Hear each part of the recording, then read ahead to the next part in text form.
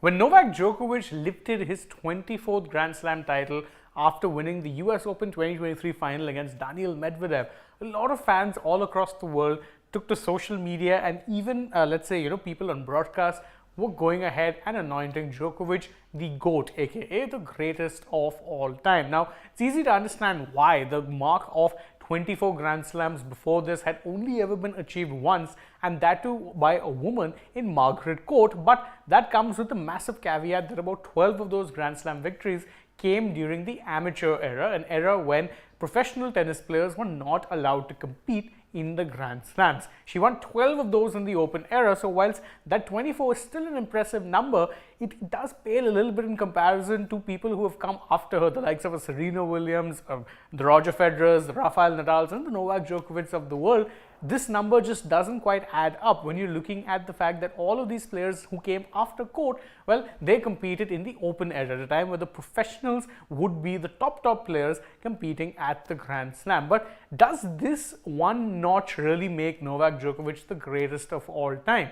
No, but if you look beyond that and look at some of the other numbers that he has, then there's a very compelling case to be made that we are witnessing the greatest player, and in fact, in a generation where you saw not one, not two, but three potential players stake their claim to be the greatest of all time that this wonderful sport has ever seen. But when you're looking at it, it's impossible to ignore that number of 24 and see where exactly it is that Djokovic stands on the current list, because again, it's impressive. Djokovic is currently head and shoulders above everyone else. He's gotten to the magical mark of 24 Grand Slams, and the asterisk next to that is because he's still very much an active player, still at the top of his game, and doesn't look like he's going to be going anywhere anytime soon. Then of course there's Court at 24. Serena Williams couldn't reach that mark. She only made it to 23. Rafael Nadal at 22, and of course, considering the fact that his career is winding down, seems very unlikely he'll be adding another one to those. Steffi Graf also reached the 22 mark, and of course there's Roger Federer,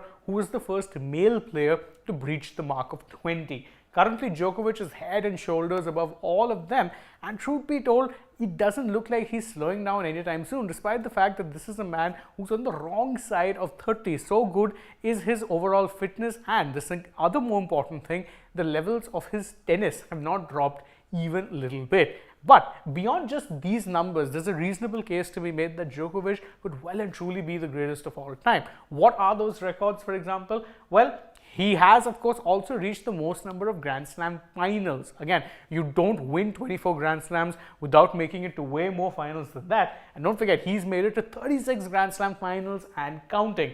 He's also broken the record which until recently stood, wherein he's reached the most number of Grand Slam semis, which is at 47 and counting. So again, this man's conversion rate is phenomenal. He's reached the semis 47 times and reached the Grand Slam final 36 times. That means he's only really fallen short of reaching a final on 11 of those occasions. That's a very good conversion rate. But perhaps the most important numbers come just beyond that. First off, he's the only player to have won 3 major titles in 4 calendar years. That means if you go over the years 2011, 2015, 2021 and 2023, he won 3 out of the 4 Grand Slams that was taking place. He has come agonizingly close on multiple occasions now to completing the calendar slam. He's of course never been able to do that, but the fact that he's won 3 majors in 4 separate calendar years is in itself laud-worthy in many ways. And the other important thing, and one that probably doesn't get talked about enough, is the fact that he is very much an all-court player. In fact,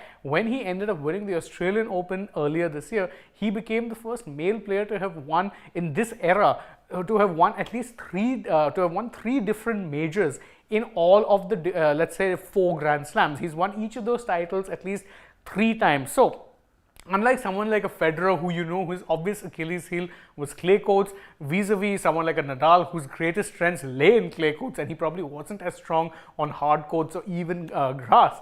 With Djokovic, there's no one particular surface that he favors. His game is so all-round, so complete, and his overall stamina is so good that he can compete regardless of the surface. And that, for me at least, is what puts him up there, along with, of course, all of the accomplishments we talked about. And the funny part is, this guy still looks like he's not ready to give up just yet. In fact, he recently admitted that the only time he would consider walking away from the sport is once the younger generation starts to beat him on a regular basis. But as you've noticed, that doesn't really happen. Yes, he's had a few losses. You had an Alexander Zverev beat him in the Olympics, you had a Daniil Medvedev beat him in the 2021 US Open final, and you've had a Carlos Alcaraz beat him in the final of the 2023 Wimbledon. But by and large, Djokovic is still very much the gold standard and has remained the gold standard despite, in his own era, seeing the likes of a Roger Federer and Rafael Nadal come. He's not only outdone them, he's also outlasted them, and that perhaps is why his status as the greatest of all time is very much cemented. However, that's just my opinion. What do you guys think? You can let us know in the comments below, and don't forget to like this video, share it with your friends, subscribe to the channel, and tap that bell icon as well. Also, don't forget to follow us on Instagram, Twitter, and Facebook, and don't forget to download the AajTak app as well. Plus, if you're already on the channel, go right ahead, check out some other videos we've done. For now though, from my side, it's bye-bye.